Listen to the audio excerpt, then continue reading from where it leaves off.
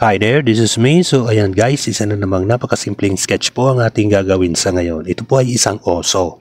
Kabilang sa pangkaraniwang katangian ng mga oso ang pagkakaroon ng maikling buntot, mabisang pangamoy at pangdinig. Ang pagkakaroon ng 5 di na ibabalik na mga kuko sa bawat kamay at paa at pagkakaroon ng mahaba at makapal na balahibo. Tungkol sa pag-uugali ng species na ito, kadalasan sila ay napaka-agresibo, nagpoprotekta sa kanilang teritoryo, at medyo mapagkumpetensya sa ibang mga lalaki at maging sa mga babae.